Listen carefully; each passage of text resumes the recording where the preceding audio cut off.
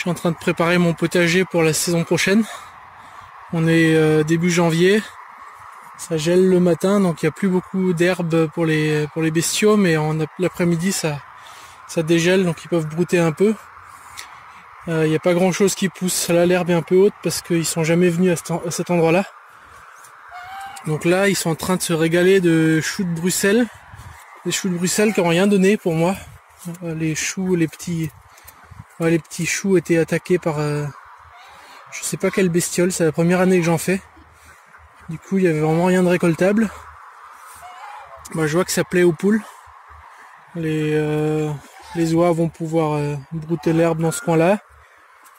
Il y a forcément des vers de terre aussi parce qu'il y avait du carton, du paillage.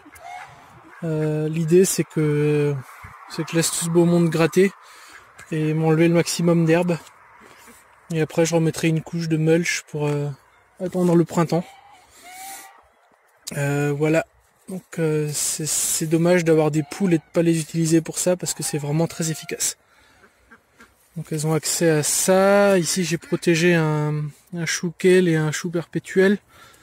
Et ici il y a du carton, beaucoup de broyat, du BRF, des feuilles mortes, de la paille, un mélange de tout ça.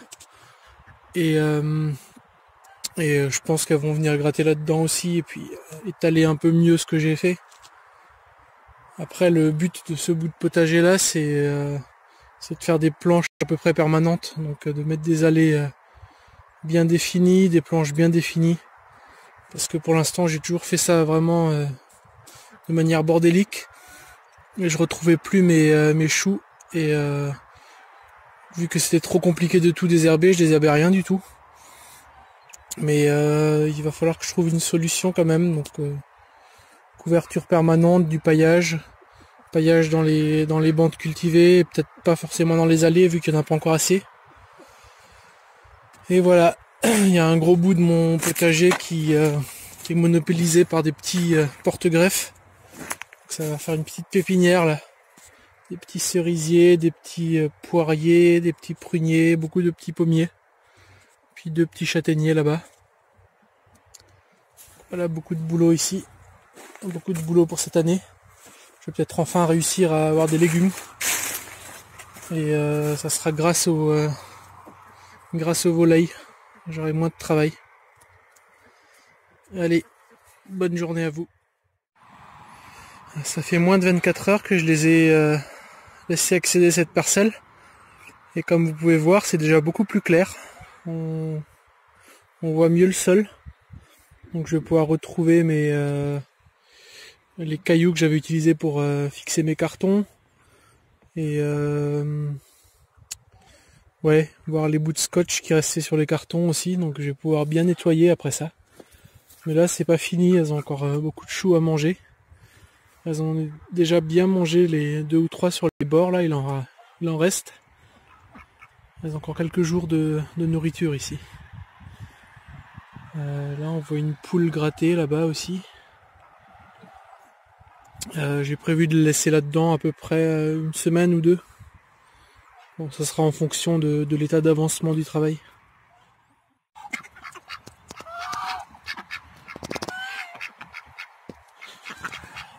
Bon, là ça fait à peu près 2 semaines qu'elles sont dans la partie potager.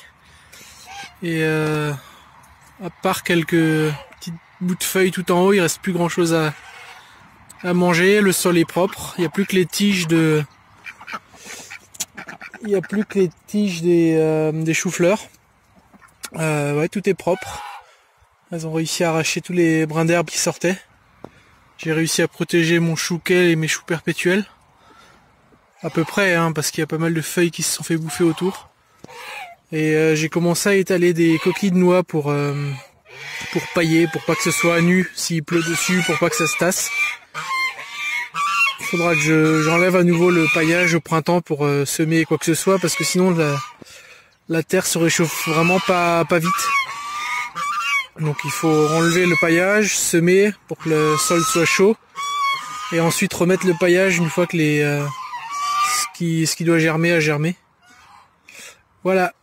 Et puis je leur ai ouvert plus grand là-bas pour qu'elles aient quand même de l'herbe à brouter, parce que ici vous voyez il reste plus rien du tout. Au début, elles étaient vraiment confinées à cette zone-là pour avoir le maximum d'impact sur le potager. Mais à un moment donné, les oies m'ont fait pitié.